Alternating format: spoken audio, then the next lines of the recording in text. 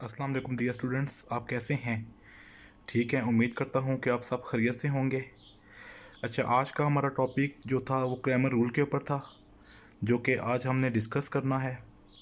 Grammar rule basically हम कब apply करते हैं और इसके मुकाबले में जो इन्वर्जन मेथड होता है वो कब हम अप्लाई करते हैं। देखें जी, किसी भी इक्वेशन का जब हम सॉल्यूशन सेट फाइंड करते हैं, किसी भी मसवात का जब हम सॉल्यूशन सेट फाइंड करते हैं, उसका हल सेट फाइंड करते हैं, तो उसके लिए हमेशा हमें दो तरह की इक्वेशनें गिवन होनी ज़रूरी हैं। ठीक है, जिस तरह से देखें 2x+2y is equal to 4, 3x+2y is equal to 9। ठीक है, मतलब कहने का ये हुआ कि जब भी हम दो इक्वेशंस का, दो मसावात का जब हम सॉल्यूशन सेट फाइंड करेंगे तो उसका तरीका ये होगा। फर्स्ट ऑफ ऑल हमने क्या किया इसके अंदर, टू कन्वर्ट मैट्रिक्स फॉर्म।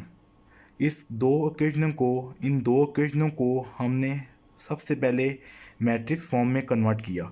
अब देखें यहाँ पर x का कोफिशिएंट बनता है 2, वो 2 यहाँ पर आ गया। इस तरह y का कोफिशिएंट बनता है 2, इस तरह ये 2 यहाँ पर आ गया। इक्वेशन नंबर 2 में देखें x का कोफिशिएंट बन रहा है 3, वो हमने 3 लिख दिया।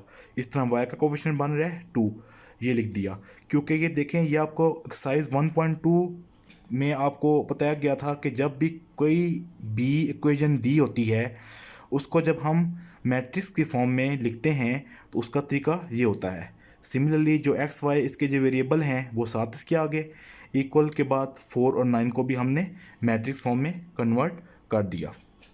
ग्रामर रूल के लिए आपको दो चीज़ों का कंफर्म होना बहुत ज़रूरी है। फर्स्ट ऑफ ऑल इसके दो फार्मूलाज हैं। फार्मूलाज क्या हैं? वो है x is equal to A X over A mod, similarly y is equal to A Y over A mod. इन दो फार्मूलों को यूज़ करते हुए हम ग्रामर रूल को अप्लाई करेंगे।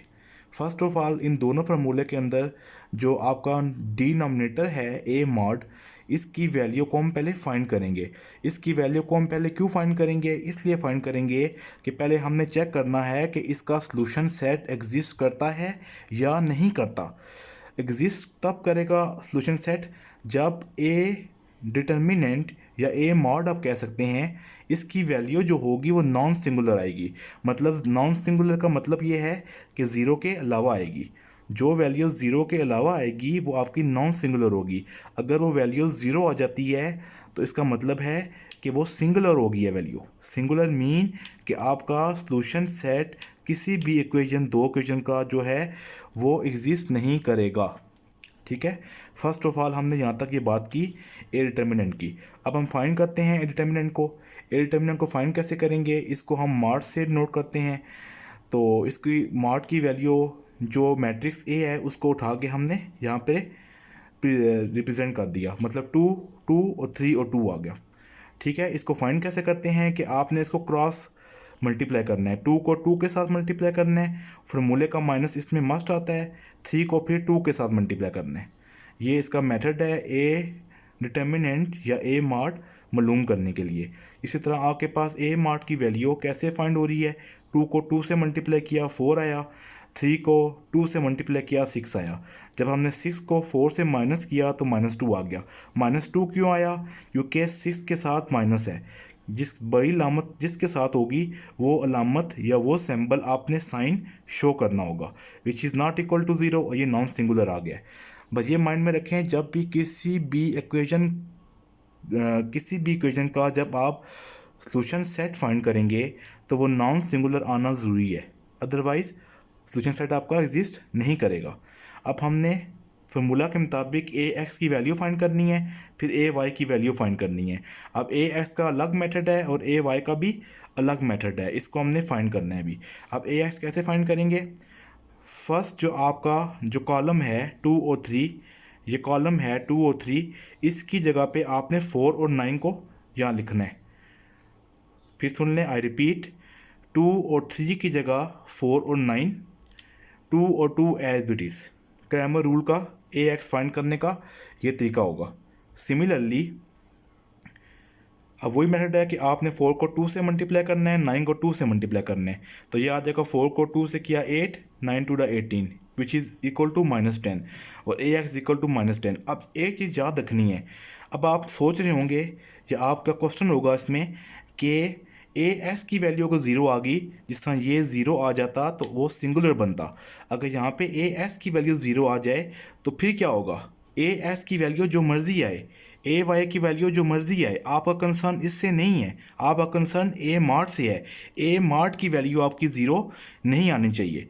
जब ए मार्ट की वैल्यू ज़ीरो नहीं आएगी तो आपको सोल्यूशन सेट इजीली आप फाइंड कर सकेंगे।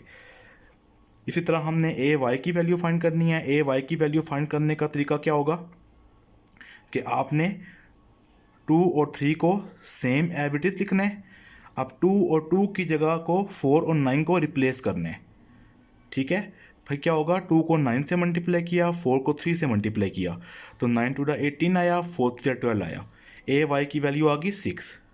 अब ए वाई भी आ गया, ए एक्स भी आ गया, ए मार्ट भी आ गया। तो हम क्या करेंगे, इन वैल्यू को फार्मूलाज के अंदर पुट करेंगे। एस का फार्मूला था A X over A determinant, Y का फार्मूला था A Y over A determinant. तो एस की वैल्यू क्या आ गई, ए एस की वैल्यू आपके पास -10 ऑलरेडी आई हुई है, वो हमने यहाँ पे पुट कर दी। सिमिलरली ए मार्ट की वैल्यू आपके पास -2 आई हुई है, वो भी हमने यहाँ पे सिंपली पुट कर दी। इसी तरह हमने y के साथ भी ऐसा ही करना है। ए वाई की वैल्यू आपके पास आई हुई है, क्या आई हुई है, ए वाई की वैल्यू 6 आई हुई है। इसी तरह ए मार्ट की वैल्यू सेम -2 ही पुट की है हमने, तो 2 5 से कट गया, 2 3 से कट गया। तो इसी तरह आपके पास x is equal to 5, y is equal to -3 की वैल्यू आ जाएगी। तो इसको हम सॉल्यूशन सेट की फॉर्म में कैसे लिखेंगे, आप ब्रैकेट्स को शो करके 5x और y -3 की जो वैल्यू आई है उसको यहाँ पे आप लिख देंगे। तो ये आपका दो इक्वेशन का जो सॉल्यूशन सेट है वो यहाँ पे आ जाएगा, जो कि 5 और -3 है। Thank you so much. I hope कि आपको ये आज का क्वेश्चन या आज का लेक्चर समझ लें आपको अच्छी तरह समझ आया होगा। Thank you so much.